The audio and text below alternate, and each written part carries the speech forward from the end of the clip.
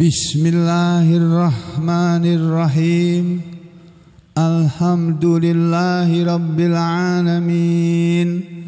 Wassalatu wassalamu ala rasulillah wa ala alihi thahirina ajma'in. Amma ba'du ayuhan nas, ittaqullaha mastata'tum wasma'u wa ati'u la'allakum turhamun. Para muslimin rahimakumullah, kemarin sudah disampaikan beberapa hadis yang berhubungan dengan ayat ke-46 dari surat Al-Kahfi, yang ayat ini berbicara tentang pernyataan dari Allah bahwasanya harta benda dan anak-anak manusia itu hanyalah merupakan zinatul hayatid dunya, perhiasan kehidupan dunia. Itu yang diburu oleh manusia, yang selalu diinginkan oleh manusia dalam kehidupan ini adalah harta dan anak. Itu yang kebanyakan dipikirkan oleh manusia, padahal itu hanyalah perhiasan saja. Yang namanya perhiasan itu, ya kalau ada itu bagus, nggak ada nggak apa-apa. Mobil nggak pakai perhiasan, nggak pakai aksesori, nggak apa-apa, bisa dipakai jalan. Rumah nggak pakai perhiasan nggak apa-apa, yang penting bisa ditempati untuk berteduh, ya, melindungi pemiliknya dari hujan dan terik panasnya matahari. Jadi yang namanya perhiasan itu bukan sesuatu yang pokok, aksesoris. HP ini ya begini, ini sudah bagus, mau dikasih casing apa nggak dikasih casing itu nggak apa-apa. Kasih casing lebih bagus, kadang-kadang lebih bermanfaat karena lebih menjaga jangan sampai jatuh terus langsung rusak. Ada lebih baik, nggak ada nggak apa-apa. Tetapi manusia kebanyakan lupa kepada yang namanya wal baqiyatus sholihat, amal-amal soleh yang kekal dikerjakan. Wal baqiyatu itu artinya yang kekal, yang terus menerus. Al-sholihat itu maksudnya amal-amal soleh, perbuatan-perbuatan yang berupa amal soleh yang kekal dilakukan. Justru itu yang tidak banyak dipikirkan, tidak banyak dikerjakan oleh hampir semua manusia. Makanya benar kalau Allah menyatakan wa qalilum min ibadiyas syakur. Wa qalilun, dan sedikit, min ibadi, dari hamba-hambaku ini, asyakur, yang pandai bersyukur. Sedikit dari manusia ini yang pandai bersyukur. Kebanyakan manusia ini tidak bisa bersyukur, tidak pandai bersyukur kepada Allah, tidak pandai berterima kasih. Walaupun Allah itu tidak memerlukan terima kasih kita, Allah itu nggak butuh, nggak memerlukan terima kasih dari kita, tuh Allah nggak perlu. Syukur kita, pernyataan syukur kita dengan ucapan alhamdulillah dan berterima kasihnya kita kepada Allah itu akan kembali kepada diri kita sendiri. Kita yang memerlukan itu. Ya, banyak manusia yang tidak paham mengenai ini. Allah menyatakan dan amal-amal soleh yang kekal dikerjakan itu khairun inda rabbika. Itu yang sebaik-baik, yang paling baik, yang lebih baik di hadapan Tuhanmu Muhammad, sebagai sawaban, balasan, pahala. Jadi pahala yang terbaik adalah pahala, balasan yang terbaik adalah balasan dari amal-amal soleh yang kekal dikerjakan di hadapan Allah. Tetapi kalau di hadapan manusia ya orang mengucapkan subhanallah walhamdulillah wala ilaha illallah wallahu akbar. Mungkin orang itu ngapain sih ngomong-ngomong begitu, ngapain sih ngucap-ngucap begitu tuh. Nggak paham dia. Ucapan itu yang lebih baik daripada al-mal wal banun. Tapi inda rabbika, di hadapan Tuhanmu Muhammad, sawaban sebagai balasan, sebagai pahala, wa khairun amala, dan sebaik-baik harapan, sebaik-baik pengharapan. Manusia setiap hari selalu berharap, selalu punya harapan. Sudah punya apa, dia berharap lagi punya yang lain. Sudah punya rumah, dia pengen punya rumah lebih dari satu. Sudah punya rumah satu besar cukup sudah untuk semua yang jadi tanggungannya. Dia kepengen punya rumah lagi, bikin rumah lagi, beli rumah lagi. Sudah punya mobil sudah cukup sebetulnya, tapi dia masih belum puas, masih pengen mobil lagi, beli mobil lagi. Ya sebetulnya itu nggak apa-apa, punya rumah lebih dari satu nggak apa-apa, punya mobil lebih dari satu nggak apa-apa kalau memang itu diperlukan. Karena anaknya banyak, diberikan mampu beli rumah banyak sesuai dengan jumlah anaknya, mampu beli mobil banyak sesuai dengan jumlah anaknya. Lah kalau anaknya cuma satu, dua ikung, dua ikung, bener nggak tuh anak dua ikung? Cuma punya dua anak, lalu mobilnya 15, itu untuk apa mobil 15 anaknya cuma dua, apalagi yang nggak punya anak? Astagfirullahaladzim. Jadi Islam tidak melarang kita punya mobil banyak, anak banyak, nggak apa-apa, asal itu memang diperlukan, bukan untuk ditumpuk-tumpuk. Masya Allah, Masya Allah. Sertifikat rumah punya kok selemari, Masya Allah. Ada saudara kita sudah wafat itu di Samudra sana. Sertifikat tanahnya itu konon kabarnya menurut orang kepercayaannya ini. Saya dengar sendiri dengan telingaku ini. Sertifikat tanah itu satu lemari dok gitu. Iyalah, iya. Itu baru sertifikatnya. Lah tanahnya seberapa itu? Masya Allah. Tapi akhirnya apa? Ditinggal mati kan? Nggak dibawa toh? Iya, coba disedekahkan. Oh, amal jariyah itu sudah. Makanya saudara jadi orang kaya harus berilmu. Saudara jadi orang kaya harus punya ilmu bagaimana menjadi orang kaya. Jadi orang miskin juga perlu ilmu. Bagaimana jadi orang miskin? Orang miskin itu bukan orang yang hina, bukan. Itu kan dalam pandangan manusia orang miskin itu hina.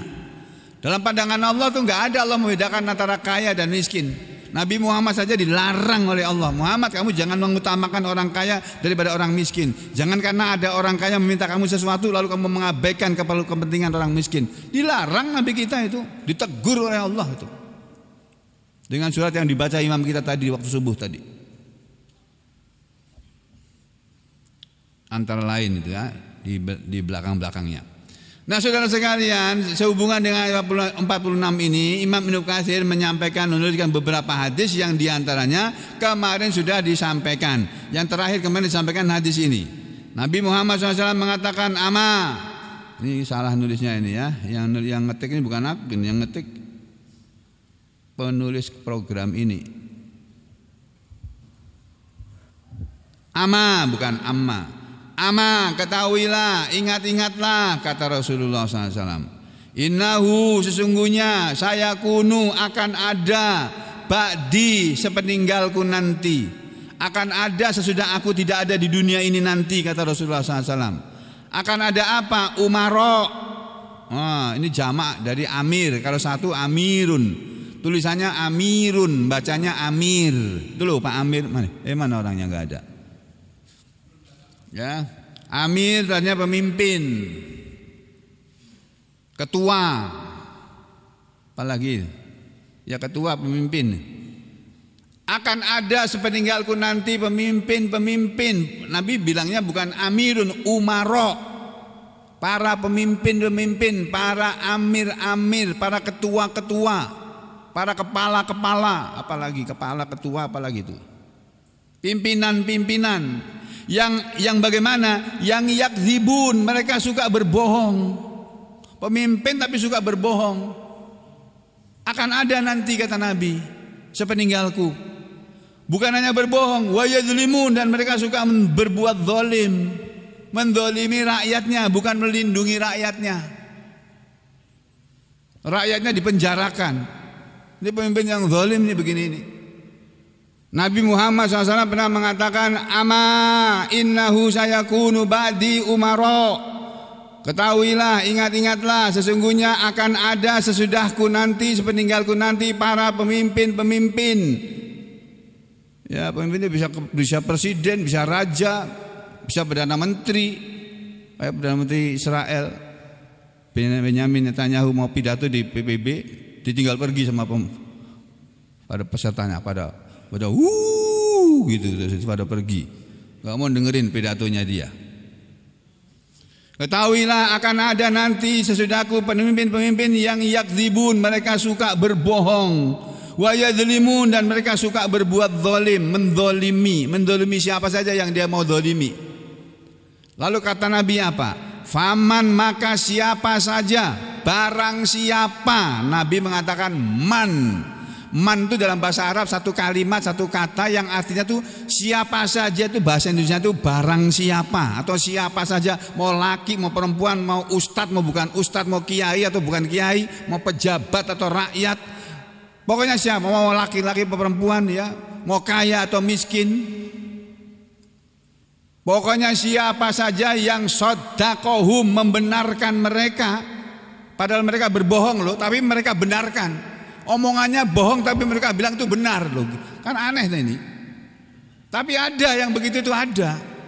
Siapa saja yang membenarkan mereka, para pemimpin-pemimpin yang suka berbohong tadi, membenarkan bikadzbihim, dengan kebohongan mereka, jelas berbohong tapi mereka bilang benar. Ternyata ada ya, ternyata benar-benar jadi sekarang ini. Pemimpin bohong tapi dibilang benar loh. Siapa yang membenarkan pemimpin-pemimpin seperti itu dengan kebohongan mereka, wa mala'ahum, dan memihak mereka, menyetujui kepada perbuatan pemimpin yang seperti itu, menyetujui kebohongannya, menyetujui perbuatan dolimnya. Siapa yang membenarkan mereka dengan kebohongan mereka dan menyetujui mereka ala zulmihim, atas perbuatan dolim mereka. Jadi berbuat zalim tapi disetujui. Jelas-jelas buat zalim, ini demi kesejahteraan, ini demi Indonesia emas, itu misalnya begitu ngomongnya. Ma adraka ma Indonesia emas, tahu kamu apa itu Indonesia emas? Itu omongan enggak ada maknanya sama sekali. Enggak ada Indonesia emas, itu enggak ada. Indonesia hebat pun enggak ada. Selama cara mengelolanya negara ini tidak seperti yang tertulis di undang-undang dasarnya saja. Sesuai dengan undang-undang dasar aja belum cukup kok. Harus sesuai dengan Al-Quran ini loh. Memimpin negara harus sesuai dengan Al-Quran. Harusnya. Walaupun negara ini bukan negara Islam. Ya, siapa saja yang membenarkan mereka dengan kebohongan mereka dan memihak mereka atas kedoliman mereka, kata Nabi apa? Falaisa minni, maka dia bukan dari golonganku. Loh itu kiai loh, ya nggak peduli mau kiai kah, itu habib loh, nggak peduli mau habib kah, mau kiai kah, mau ustadz kah atau bukan ustadz, tapi dia memihak kepada pemimpin yang seperti itu bukan golonganku, kata Nabi. Wala ana minhu, dan bukanlah aku dari dia, aku bukan golongannya dia. Jadi dia bukan golongan umatku itu, tidak diakui oleh Nabi sebagai umatnya. Apa enggak celaka kayak gini nih Pak? Sebaliknya kata Nabi, ini hadis kayak gini saudara belum pernah dengar di televisi belum pernah dengar ini. Dan enggak akan disampaikan di televisi itu. Maka saya sampaikan di sini biar disebarkan seluruh dunia, seluruh Indonesia ini. Waman lam yusaddiqhum, dan barang siapa yang tidak mau membenarkan mereka, pemimpin-pemimpin yang suka berbohong tadi, bikadzbihim, dengan kebohongan mereka, walam yumalihum, dan tidak berpihak kepada mereka dengan kedoliman mereka, fahuwa, maka dialah minni, dari golonganku, wa ana minhu, dan aku dari dia, aku ini golongannya dia. Jadi dia itulah umatku. Umatku adalah umat yang tidak mau membenarkan kebohongan para pemimpin dan tidak mau berpihak kepada kezaliman pemimpin. Kalau pemimpinnya zalim harus ditegur. Kiai itu tugasnya menegur pemimpin yang enggak benar. Jangan malah dirangkul, dikasih tambang terus diem. Diikat pakai tambang itu tarik tambang itu loh Pak. Itu diikat pakai tambang terus diam. Nah, diikat kok gimana? Alah, ketahuilah, ingat-ingatlah. wa inna dan sesungguhnya subhanallah walhamdulillah wala ilaha illallah wallahu akbar hunnal baqiyatus shalihat. Ucapan subhanallah walhamdulillah wala ilaha illallah wallahu akbar hunna, mereka semua itulah al-baqiyatus shalihat, yang namanya amal-amal soleh yang kekal. Maksudnya omongan kita, ucapan kita subhanallah walhamdulillah wala ilaha illallah wallahu akbar, ucapan itulah yang akan membuat kamu kekal di surga nanti. Itu loh maksudnya. Yang akan membuat manusia kekal berada di surga itu karena dia hidupnya sehari-hari diisi dengan kegiatan bukan ngomongin orang. Tadi Ustaz ngomongin orang, iya ngomongin orang karena perlu dijelaskan. Pemimpin yang bohong itu jangan dibenarkan. Pemimpin yang zalim jangan dipihakin, jangan berpihak pada pemimpin yang zalim. Tegur kezalimannya itu dengan baik. Menegur pemimpin ya jangan ngomong sama presiden, oh kurang ajar ya, marahlah presiden dibilang kurang ajar. Ngomong yang baik, Pak Presiden, mohon maaf Pak Presiden, kayaknya keputusan Bapak salah deh. Salahnya di mana? Ini loh Pak Presiden, ada ayat Quran nih loh, nih. Coba dirubah Pak Presiden. Itu Bapak ngangkat menteri itu kayaknya salah deh, itu nggak pas itu Pak Presiden tuh. Menteri itu tukang bohong, itu bikin susah rakyat. Tuh. Ganti aja Pak Presiden. Ngomong yang baik. Jangan maki-maki sama presiden, tangkap polisi sampean. Ya. Jadi saudara sekalian, ini hadis Nabi yang dimuat oleh Imam Ahmad dalam kitab tafsirnya. Ada lagi hadis di belakang yang menarik ini yang saudara pasti belum pernah mendengar. Wa qala Imam Ahmad, dan telah berkata Imam Ahmad dalam sebuah hadis yang lengkap sanadnya ini. Hadatsana Affan, hadatsana Abban, hadatsana Yahya bin Katsir, an Zaid an Abi Salam an Maulan, dari seorang bekas budak li Rasulillah, kepunyaan Rasulullah SAW, dari bekas budaknya Rasulullah SAW. Apa kata bekas budaknya Rasulullah SAW? Anna, bahwasanya Rasulullah sallallahu alaihi wasallam qala, pernah bersabda. Nabi suatu ketika, kata bekas budak beliau, sahabat Nabi tapi dulu budak terus oleh Nabi dimerdekakan. Nabi pernah ngomong begini, bah li khamsin. Ini terjemahnya dalam bahasa Indonesia susah. Bah itu ya ngalih terjemahnya ini. Saya lihat penterjemah ini dia tidak menerjemahkan kalimat ini. Jadi kayak orang mau marah gitu, kayak orang mau marah atau mau memberi peringatan. Bah li khamsin. Ada 5 perkara ma'ath qalahunna fil mizan, yang apa yang 5 perkara tadi asqalahunna fil mizan, paling beratnya semuanya itu di dalam timbangan amal.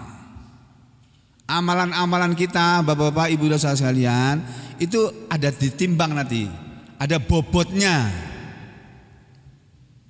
Seperti contohnya kalau kita mendengar ada orang meninggal dunia, terus kita melayat dan menyolati, bukan cuma melayat aja, melayat dan menyolati jenazahnya, terus pulang. Itu kita dapat pahala 1 kirot, kata Nabi begitu. Para sahabat bilang bingung, apa 1 kirot ya Rasulullah? 1 kirot itu bobot pahala yang beratnya itu mislul Uhud, seperti gunung Uhud itu loh. Nah kalau orang belum pernah ke Madinah kan nggak tahu bukit Uhud itu seberapa gedenya. Kalau yang pernah haji, pernah umrah akan tahu nanti. Saudara piknik lihat nanti gunung Uhud itu, bukit Uhud itu. Itu gedenya segitu itu. Itu kalau ditimbang gunung Uhud itu berapa kilo itu? Nah itu bobotnya orang yang melayat jenazah dan menyolatinya. Kalau dia melayat dan kemudian mengantarkannya sampai ke kuburan, sampai selesai dikubur, pulang dari kuburan dia dapat pahala 2 kirot. Yang kalau ditimbang beratnya pahala tadi seperti beratnya 2 kali gunung Uhud. Demikian juga kita sholat subuh ini tadi dan seterusnya. Ya, itu setiap amal-amal itu ada bobotnya, ada timbangannya. Nah, Nabi mengatakan ada 5 yang bobot timbangannya dalam amalan itu paling besar. Apa itu? La ilaha illallah. Satu ucapan itu. La ilaha illallah, la ilaha illallah. Hati-hati loh ya, saya sering mendengar itu di masjid-masjid di seluruh Kalteng ini, yang pernah saya sholat di dalamnya. Habis sholat subuh itu kebanyakannya berzikir, bagus zikirnya, mengucapkan kalimat la ilaha illallah itu afdhalul zikri itu. Seafdol-afdolnya zikir, seutama-utamanya zikir ya zikir yang berbunyi la ilaha illallah. Itu diucapkan 100 kali itu. La ilaha illallah, la ilaha illallah, la ilaha illallah. Itu kadang-kadang makin lama makin cepat.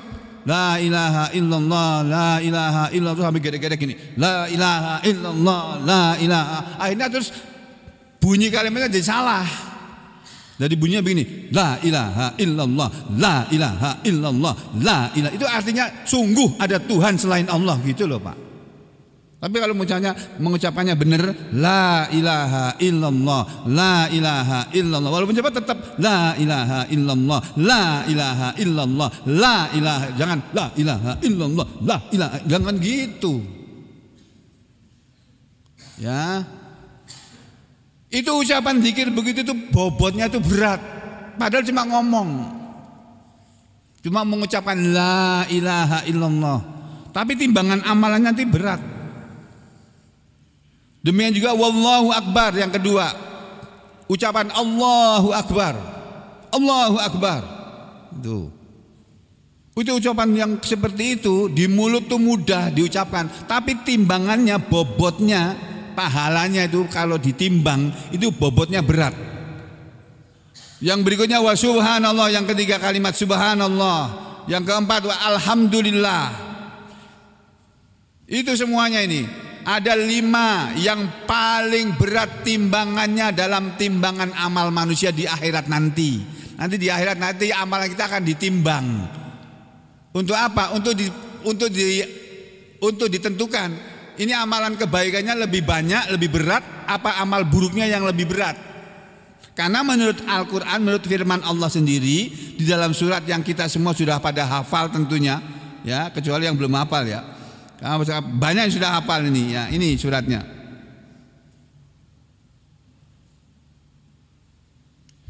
A'udzu billahi minasyaitonir rajim. Bismillahirrahmanirrahim.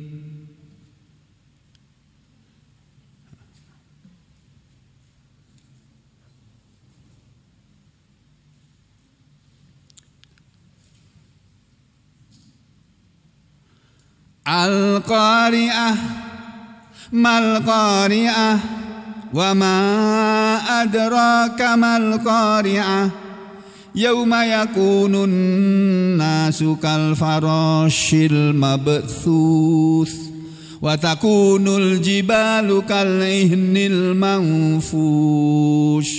Ini kan banyak yang sudah hafal kan? Al-Qari'ah, hari kiamat. Mal-Qari'ah, apakah hari kiamat itu? Wa ma adraka mal-Qari'ah, dan tahukah kamu apakah hari kiamat itu? Setelah Allah berfirman dengan kalimat pembukaan untuk menarik perhatian orang-orang Arab dan manusia ini semuanya yang tahu bahasa Arab, memancing perhatian mereka untuk memperhatikan tentang apa yang Allah akan sampaikan ini. Hari kiamat, apa itu hari kiamat? Tahukah kamu apakah hari kiamat itu? Allah jawab sendiri pertanyaannya. Yauma yakunun nasu kal farashil mabthuth. Hari kiamat adalah yauma, suatu hari yang yakunun nas, akan jadilah manusia itu kal farash, seperti anai-anai, seperti laron, al-mabthus, yang berhamburan.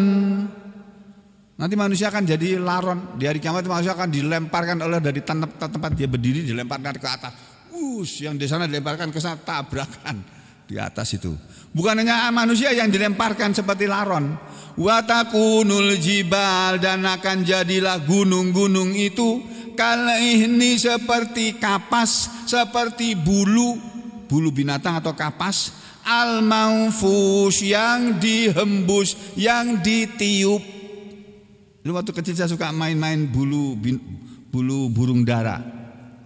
Saya punya peliharaan burung dara, beli di pasar. Burung dara itu ya, burung dara itu kalau satu jodoh itu betinanya digini-gini kan, itu lakinya tuh dari jauh tuh terbang, nah itu selama menghidap di sini. Itu senangnya aku ngeliat gitu tuh. Waktu kecil aku dulu mainin kayak gitu Pak. Di Kebumen. Saya masih tinggal di Kebumen. Jadi kata Allah apa? Dan akan jadilah gunung-gunung itu seperti bulu yang ditiup, yang beramburan. Fa amma man thaqulat mawazinuh. Nah ini loh Pak. Fa amma, maka adapun man, orang yang thaqulat, berat, mawazinuhu, timbangan amal kebaikannya, fahuwa fi 'ishatir radiyah, maka dia berada dalam kehidupan yang meridhokan, menyenangkan. Jadi nanti timbangan amal kita akan amalan kita akan ditimbang dengan timbangannya Allah. Kayak apa bentuknya jangan tanya aku juga nggak tahu, belum pernah lihat. Nanti kita sama-sama lihat nanti di akhirat. Ya, yang kita tahu timbangannya timbangan emas, timbangan beras, timbangan apalagi itu, timbangan mobil, truk itu di tempat penimbangan mobil-mobil yang membawa beban lebih dari yang seharusnya diperbolehkan, ya kan? Ada tonase itu loh. Nah, taunya kita timbangannya kayak begitu itu, ya. Nah, nanti ya timbangan amal manusia itu, amalan manusia itu akan ditimbang. Kebaikannya berapa banyak, berapa bobotnya, beratnya, keburukannya, kejahatannya, dosanya berapa akan ditimbang. Faman sakulat, kata Allah, maka barang siapa yang lebih berat, mawazinuhu, timbangan kebaikannya. Waktu ditimbang antara kebaikannya dan keburukannya, antara pahala dan dosanya, itu kebaikannya lebih berat daripada keburukannya. Kata Allah, orang yang seperti itu maka dia akan berada di dalam surga, suatu tempat kehidupan yang menyenangkan. Sebaliknya, wa amma man khaffat mawazinu, dan adapun orang yang ringan timbangan amalan kebaikannya, waktu ditimbang antara kebaikan dan keburukannya, antara pahala dan dosanya, ternyata dosanya yang lebih berat. Ini yang lebih berat. Timbangan kebaikannya ringan, yang berat timbangan dosanya.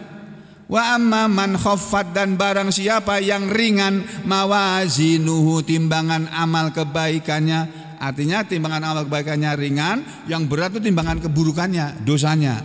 Fa ummuhu hawiyah, maka tempat kembalinya adalah hawiyah.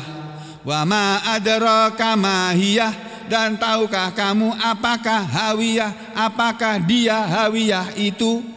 Hawiyah adalah narun hamiyah, api yang sangat panas.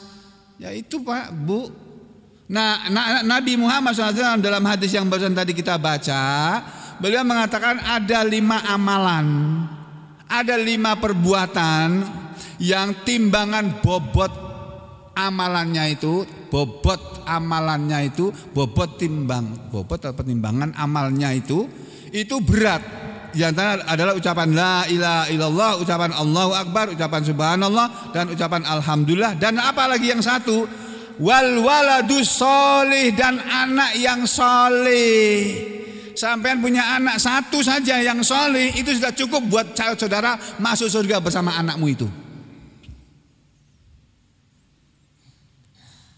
Dan anak yang soleh yang yutawaffa, dia diwafatkan, payah tasibuhu waliduhu, dan mengharap mengharap kepadanya waliduhu, akan mengharap kepada anak itu tadi waliduhu, kedua orang tuanya. Anak itu yang akan menjadikan harapan bagi orang tuanya. Nanti melihat, nanti di akhir kata Rasulullah akan ada seorang anak, dia cari-cari bapaknya, di mana bapakku ini, kok nggak ada di surga ini, di mana? Dicari-carinya keliling surga itu enggak pakai jalan kaki Pak, pakai pesawat. Setiap penghuni surga itu punya pesawat. Kursinya ini bisa terbang Pak. Dia bisa duduk di rumahnya terus aku mau pergi kemana? Mau cari bapakku. Kok enggak ada di sini di surga ini? Cari, pencet kursinya mungkin. Kira-kira itu kursi terbang gitulah. Bayangan saya itu ya. Tapi ini cuma omongan saya, bukan hadis ini. Jangan dianggap ini sebagai kebenaran. Baca hadisnya beranggapan kursinya itu bisa terbang kemana-mana dia mau pergi. Dia cari bapaknya di mana, ternyata dia lihat, ya Allah, bapakku di bawah sana di neraka. Terus dia bilang sama Allah, ya Allah, tolonglah ya Allah, itu bapakku di neraka sana, ya Allah, tolong keluarkan dia dari neraka sana. Karena ini anak-anak soleh, oleh Allah dikabulkan permintaannya Pak. Itu akan terjadi seperti itu. Maka berbahagialah kalau saudara punya anak dan anaknya soleh. Kalau laki soleh, kalau perempuan solihah. Oh bahagia. Itu harta yang paling berguna itu. Melebihi dari harta triliunan yang saudara miliki itu. Punya anak satu saja yang soleh. Apalagi kalau semua anaknya itu soleh semua. Solihat semuanya. Nah ini loh Pak. Ya, ini saudara belum pernah dengar kan hadis ini kan? Nah ya hari ini dengar. Nah terus lagi beliau mengatakan, waqala, dan beliau melanjutkan lagi perkataannya, bah li khamsin. Ya, ada lima apa? Man, barang siapa laki Allah, seseorang bertemu dengan Allah, mustaiqinan bihinna, dalam keadaan sebagai orang yang yakin dengan kelima-limanya, dakhalal jannah, dia pasti masuk surga. Ada 5 kata Rasulullah. Yang barang siapa nanti dia punya 5-limanya itu tadi dan bertemu dengan Allah dalam keadaan yakin dengan kelima-limanya tadi, dia pasti masuk surga. Apa itu 5 itu tadi? 1, yu'minu billah, orang yang beriman kepada Allah. Jadi orang yang yakin kalau dia beriman kepada Allah, dia bertemu dengan Allah dalam keadaan beriman kepada Allah, dia pasti masuk surga. 1. Wal yaumil akhir, dan orang yang beriman kepada hari akhir. Yang ketiga, wabil jannah, dan orang yang beriman kepada surga, wabinnar, dan orang yang beriman kepada neraka. Wabil ba'thi ba'dal maut, dan orang yang beriman kepada kebangkitan sesudah kematian. Wabil hisab, dan orang yang beriman kepada hisab, hari perhitungan amal. Ini siapa yang bertemu dengan Allah dalam keadaan yakin kepada 5-limanya ini, orang itu pasti masuk surga, kata Nabi begitu. Makanya mari kita semuanya menjadi orang yang beriman kepada Allah. Beriman kepada Allah itu apa sih? Beriman kepada Allah membenarkan Allah. Pokoknya apa yang dia dengar dari Allah dia percaya, benar itu. Apa yang Allah omong itu benar. Allah nggak pernah bohong, Allah nggak pernah dusta. Dan membenarkan apa yang datang dari Allah, bahwa manusia kalau berbuat jahat harus dihukum. Kalau kejahatannya berupa membunuh orang, menurut Allah orang itu harus dihukum mati. Ya sudah, jangan dihapus hukuman mati, harus tetap ada. Untuk siapa hukuman mati? Untuk para pembunuh manusia. Orang yang membunuh manusia harus dihukum mati, jangan dihukum 15 tahun, jangan dihukum 20 tahun atau seumur hidup. Hukuman mati, udah, nggak ada tawar menawar.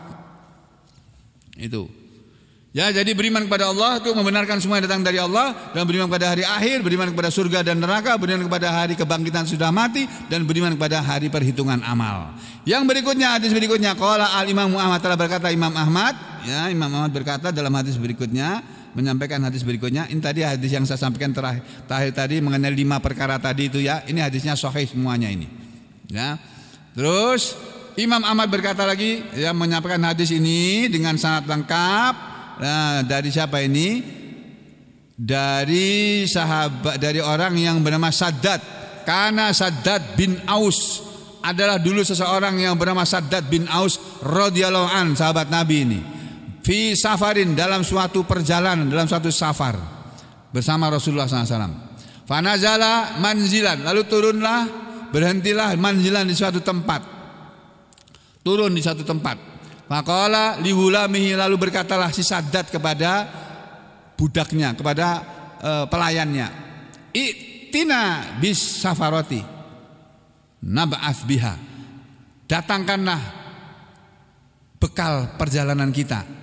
Nab'ats biha, yang yang jangan disia-siakan dia. Mana bekal perjalanan kita, keluarkan sini. Udah lapar nih kita ini. Fa'angkartu alaihi, lalu aku mengingkari kepada dia. Kok sekarang sih? Kenapa harus sekarang makannya? Nanti aja kan bisa. Faqala, lalu dia ngomong, gini loh, aku mau ngomong begini. Ma takallamtu bi kalimatin mundu aslamtu. Tidak pernah aku berbicara bi kalimatin dengan suatu kalimat mundu aslamtu, sejak aku masuk Islam, illa kecuali wa ana, aku ini ahtimuha, aku selalu mengakhirinya, wa azummuha, dan aku selalu menyangkanya, ghaira, selain kalimati hadihi, kalimatku ini. Ya, apa itu kalimat yang dia maksud?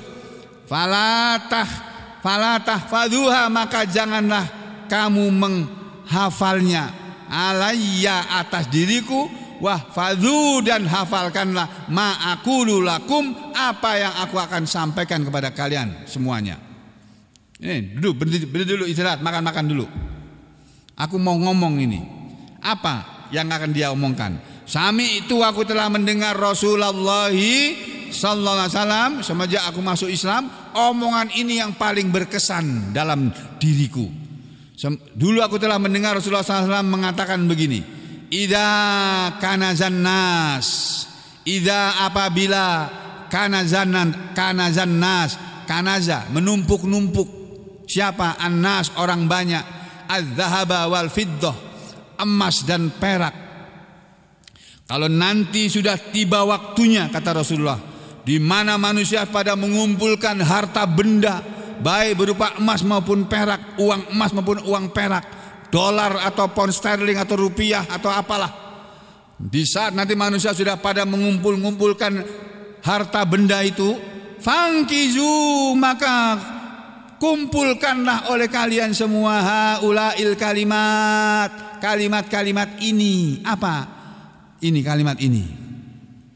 Kalau nanti orang-orang sudah pada mengumpulkan harta, kamu jangan ikut-ikutan mengumpulkan harta, kata Rasulullah. Tapi apa? Kamu kumpulkan kalimat yang berbunyi begini. Allahumma, banyak-banyak kamu mengucapkan kalimat ini. Allahumma, ya Allah, inni as'aluka, sesungguhnya aku meminta kepada Engkau ya Allah, as-sabata fil amri, keteguhan dalam urusan agama ini. Aku minta kepada Engkau ya Allah keteguhan urusan agamaku. Teguhkanlah keyakinan agamaku ini ya Allah. Kamu banyak berdoa seperti itu. Di saat orang-orang pada berebut harta, menumpuk-numpuk harta, kamu jangan ikut-ikutan. Tapi kamu sibukkan dirimu meminta kepada Allah keteguhan dalam beragama. Satu, wal azimata ala rusdi, dan keteguhan dalam kebenaran, dalam petunjuk atau dalam kebenaran. Wa as'aluka, dan aku minta kepada Engkau ya Allah syukra nikmatika, bersyukur kepada nikmatmu. Wa as'aluka, dan aku minta kepada Engkau ya Allah husna ibadatika, sebaik-baik ibadahku kepadamu. Wa as'aluka, dan aku minta kepada Engkau ya Allah qalban saliman, hati yang tunduk, hati yang menyerah total kepada Allah. Wa as'aluka, dan aku minta kepada Engkau ya Allah lisanan shadikon, omongan yang benar, lisan yang jujur, omongan yang jujur. Wa as'aluka, dan aku minta kepada Engkau ya Allah min khairin, dari sesuatu kebaikan, ma ta'lamu, apa saja kebaikan yang Engkau ketahui. Ya Allah, aku minta semua kebaikan yang Engkau ketahui ya Allah, yang aku kadang-kadang tidak tahu bahwa itu adalah kebaikan. Wa a'udzubika, dan aku berlindung kepada Engkau ya Allah min syarrin, dari sesuatu keburukan, ma ta'lamu, apa yang Engkau ketahui. Wa astaghfiruka, dan aku minta ampun kepada Engkau ya Allah lima ta'lamu, kepada apa saja yang Engkau ketahui bahwa itu perbuatan dosa tapi aku tidak tahu kalau itu dosa.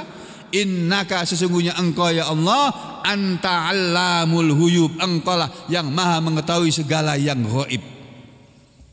Di saat orang-orang pada banyak berebut harta, perbanyaklah berdoa seperti ini. Ini doa ini jarang kan? Kita nggak pernah hafal kan? Ya makanya saya sampaikan sekarang. dihafalin itu. Nih.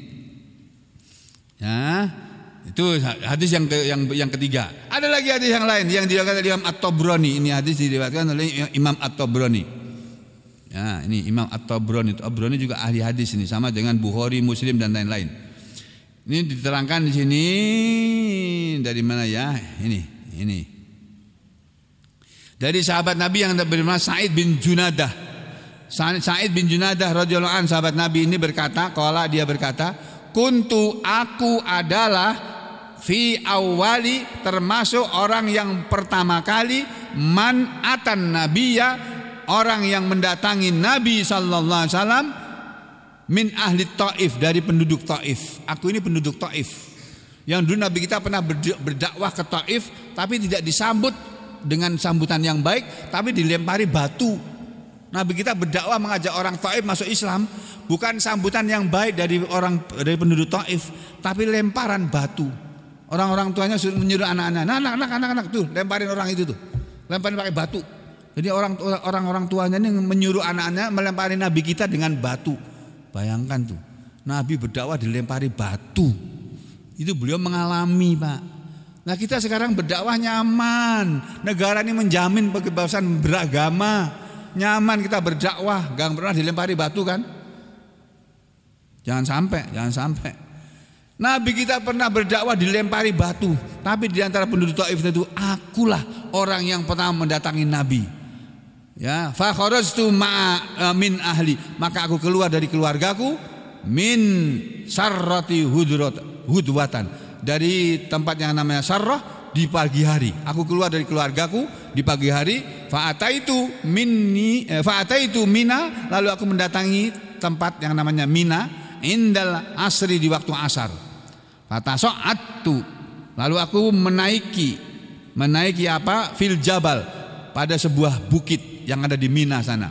Summa habattu, kemudian aku terjatuh. Aku naik ke bukit itu. Mina bukan Mina seperti yang sekarang. Mina zaman Nabi dulu belum ada apa-apa, Pak. Belum ada jalan mulus, belum ada. Semuanya batu, pasir itu aja. Aku berusaha naik ke Mina sana untuk mendatangi Nabi. Tapi aku terjatuh. Itu lalu akhirnya aku mendatangi Nabi SAW. Terus apa? Fa aslamtu, lalu aku masuk Islam. Ya Rasulullah, aku orang Taif yang engkau tadi dilempari batu oleh orang-orang Taif.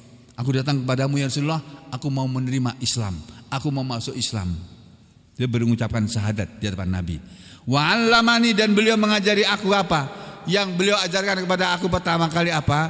Surat Qul huwallahu ahad. Itu yang beliau ajarkan pada aku. Dah, kamu hafalkan ya. Nabi tidak menyuruh sholat itu. Kamu bersyahadat asyhadu alla ilaha illallah wa asyhadu anna muhammadar rasulullah. Lalu kamu hafalkan ini. Bismillahirrahmanirrahim. Qul huwallahu ahad. Allahus samad. Lam yalid wa lam yulad wa lam yakul lahu kufuwan ahad. Bukan Al-Fatihah yang diajarkan pertama kali. Qul huwallahu ahad. Lalu yang berikutnya apa? Wa, dan yang berikutnya surat Idza zulzilatil ardu zilzalaha. Itu yang diajarkan. Wa 'allamani, dan beliau mengajari aku haulail kalimat ini. Apa itu? Subhanallah walhamdulillah wala ilaha illallah wallahu akbar. Ini zikirnya almarhum Ustadz Arifin Ilham yang beberapa hari lalu saya lewat pondok pesantrennya. Masya Allah, ganalnya tuh di daerah Sentul Bogor sana. Tapi sayang penggantinya belum ada yang seperti beliau. Ya, bahkan anak-anaknya berebut harta. Astagfirullahaladzim. Ya, jadi ini zikir-zikir ini dipopulerkan oleh Ustadz Arifin Ilham. Ini zikir yang luar biasa ini, Pak. Subhanallah walhamdulillah wala ilaha illallah. Tapi jangan cuma diomongin tok ya, tapi diyakini gitu loh. Ya, subhanallah, tadinya Allah itu maha suci. Kalau kamu bilang Allah maha suci, kamu jangan pernah mengatakan Allah itu punya anak. Allah itu maha suci, nggak mungkin punya anak. Kalau orang beranak kan nggak suci, nggak boleh sholat. Jadi kamu jangan pernah bilang Allah itu punya anak. Kalau kamu bilang Allah punya anak, kamu berarti tidak benar dengan ucapan subhanallah. Lalu mengucapkan alhamdulillah, jangan cuma sekedar mengucapkan alhamdulillah, tapi kamu renungi alhamdulillah ya Allah, hari ini saya masih sehat ya Allah. Sementara banyak saudara-saudara saya sudah pada sakit-sakitan, aku masih sehat ya Allah. Terima kasih gitu loh. Alhamdulillah ya Allah, orang lain susah cari uang, aku mudah cari uang ya Allah. Gitu. Ya, dan seterusnya itu diyakini itu loh Pak. La ilaha illallah juga begitu. Allahu Akbar. Ini Nabi ngajari aku kalimat-kalimat ini. Waqala, dan beliau mengatakan hunnal baqiyatus sholihat. Semua itu dia adalah al baqiyatus sholihah. Ya, ini hadis yang berikutnya tadi. Nah, ada lagi ini. Ini ada lagi nih. Ini perlu saya sampaikan apa enggak ini?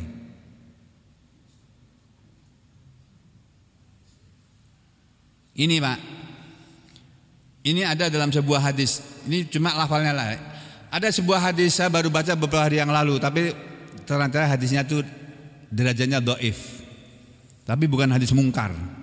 Ada orang datang kepada Nabi begini, ya Rasulullah, kenapa dunia ini jauh dari aku ya Rasulullah? Kenapa aku hidup dunia ini susah? Kenapa aku susah cari uang ya Rasulullah? Orang lain cari uang kok gampang, dagang di pasar dapat untung, aku selalu rugi.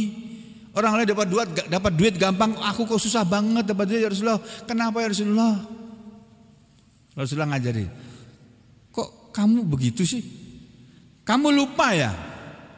Kan aku sudah ngajarin, kalau kamu kepingin dunia ini merendah kepada kamu, kamu ucapkan ini loh, subhanallah mi'ata marrah, subhanallah 100 kali, walhamdulillah 100 mi'ata marrah 100 kali, wallahu akbar mi'ata marrah 100 kali, wala haula wala quwata illa billah mi'ata marrah 100 kali. Kamu ucapkan ini 100 kali, dunia akan datang merendah kepada kamu. Itu hadisnya sayangnya dhaif. Tapi ya bolehlah diamalkan, dicoba. Aku pengen cari uang gampang, aku mau mengamalkan. Dalam hadis itu dikatakan itu diucapkan sebelum matahari terbit. Tapi sholat subuh dulu, sampai nggak sholat subuh cuma zikir aja, ya nggak bisa. Sholat subuh dulu, baru zikir. Subhanallah, subhanallah. Alhamdulillah, alhamdulillah. Subhanallah dulu ya, subhanallah. Nah, alhamdulillah, alhamdulillah, alhamdulillah 100 kali. Allahu akbar, Allahu akbar 100 kali. La ilaha illallah 100 kali. Kata Nabi, selain itu akan mendatangkan rezeki dengan mudah.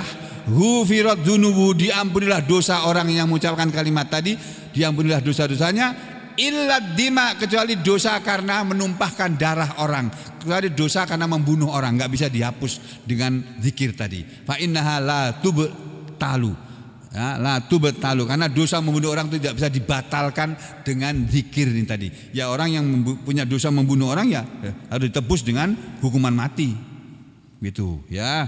Ini adalah pendapat lain yang lagi ini al-baqiyatus sholihat.